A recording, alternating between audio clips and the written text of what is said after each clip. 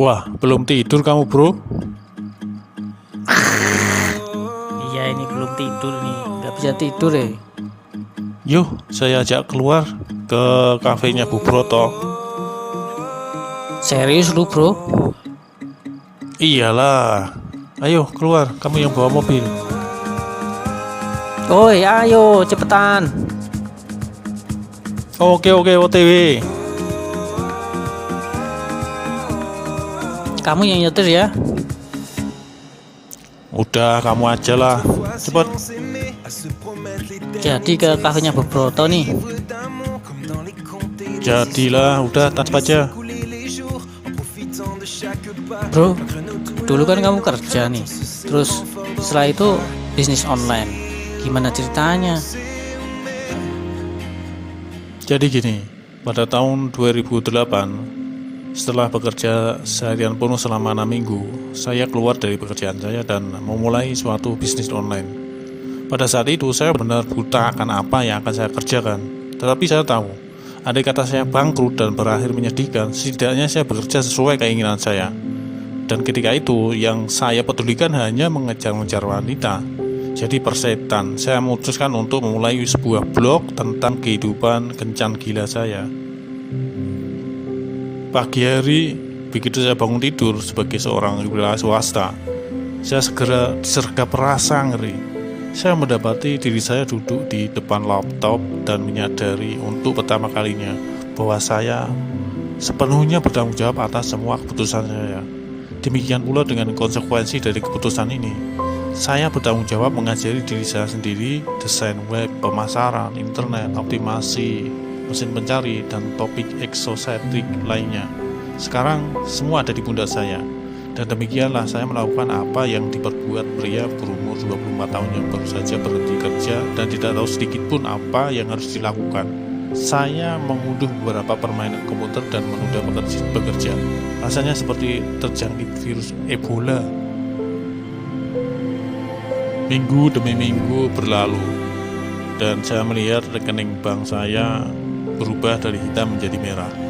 Jelas saya perlu membuat semacam strategi baru untuk memaksa diri saya bekerja 12-14 jam sehari untuk memulai bisnis saya. Dan rencana itu datang dari seseorang yang tidak pernah saya sangka.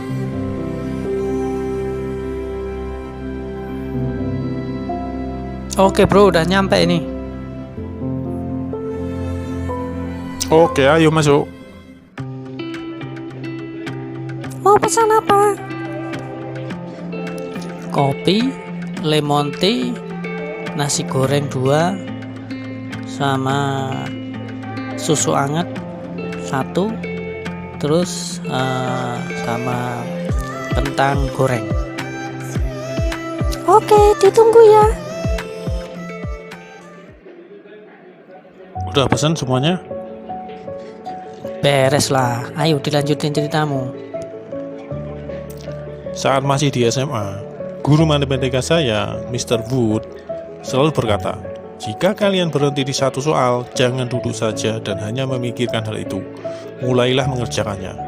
Bahkan jika kalian tidak tahu apa yang akan kalian lakukan, satu tindakan sederhana yaitu mulai mengerjakan pada akhirnya akan membuat beberapa ide yang tepat muncul di kepalamu. Selama periode kerja mandiri itu, ketika saya berjuang dengan keras setiap hari, tanpa petunjuk apa yang harus dilakukan disertai rasa ngeri dengan hasilnya atau segala kekurangannya, saran Mr. Wood mulai memanggil-manggil saya dari relung benak saya. Itu terdengar seperti sebuah mantra. Jangan hanya duduk, lakukan sesuatu, jawaban akan muncul. Saat menerapkan saran Mr. Wood, saya mempelajari sebuah pelajaran yang luar biasa mengenai motivasi. Perlu 8 tahun hingga pelajaran ini benar-benar tercerna. Namun dari apa yang saya pelajari dan saya temukan selama jangka waktu itu, bulan-bulan yang melelahkan meluncurkan produk, kolom saran yang mengundang tawa, malam-malam yang tidak nyaman di atas sofa teman saya, rekening bank mulai minus, dan ratusan hingga ribuan kata yang telah ditulis, sebagian besar tidak pernah dibaca, mungkin menjadi hal paling penting yang telah saya pelajari dalam hidup saya. Tindakan bukan hanya efek dari suatu motivasi, ini juga menjadi sebab suatu motivasi. Sebagian di antara kita mengambil suatu tindakan setelah kita merasakan tingkat motivasi tertentu. Dan kita merasakan suatu motivasi hanya ketika kita merasakan inspirasi emosional yang cukup. Kita bisa mengasumsikan langkah-langkah tersebut terjadi dalam semacam rantai reaksi singkat seperti ini misalnya. Inspirasi emosional, motivasi, aksi yang diinginkan. Jika kalian ingin menuntaskan sesuatu namun merasa tidak termotivasi atau terinspirasi, maka kalian berasumsi kalau diri kalian payah. Tidak ada yang bisa kalian lakukan mengenai hal ini. Tidak hingga satu peristiwa besar terjadi. Lalu kalian berhasil mengumpulkan motivasi yang cukup untuk bangkit dari sofa dan melakukan sesuatu. Sejatinya, motivasi bukan saja reaksi 3 rantai, namun lingkaran setan.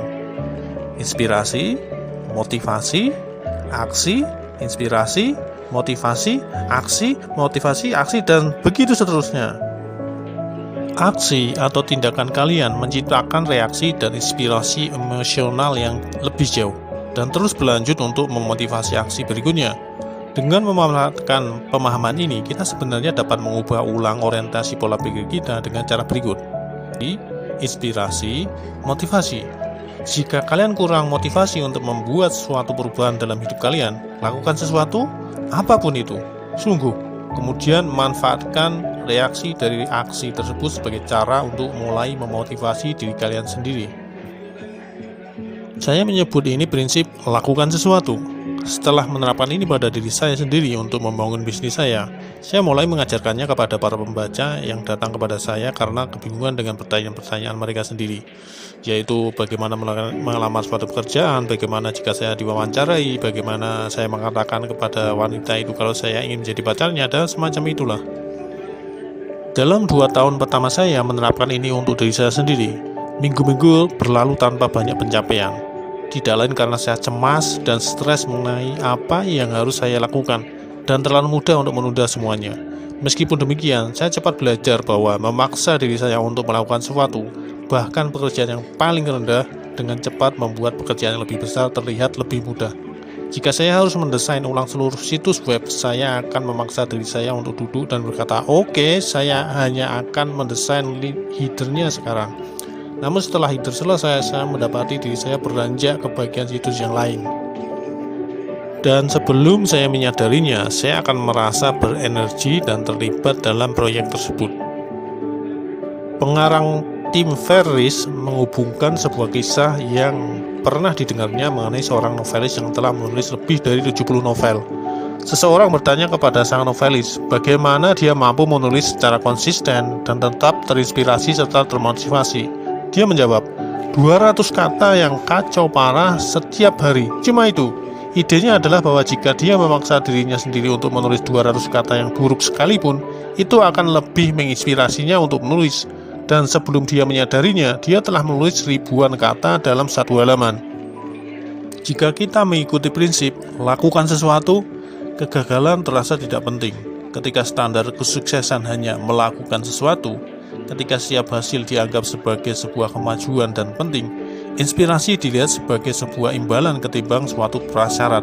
Kita mendorong diri kita lebih maju. Kita merasa bebas untuk gagal, dan kegagalan itulah yang menggerakkan kita ke depan. Prinsip lakukan sesuatu bukan hanya membantu kita saat kita tergoda untuk menunda suatu pekerjaan, namun ini juga menjadi bagian proses mengadopsi nilai-nilai baru.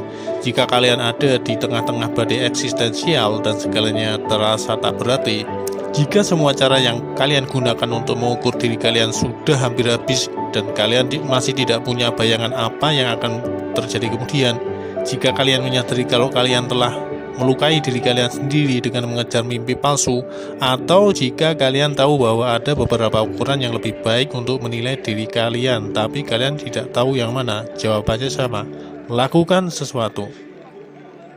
Sesuatu itu bisa saja berupa tindakan yang paling kecil di antara yang lain. Ini bisa apa saja.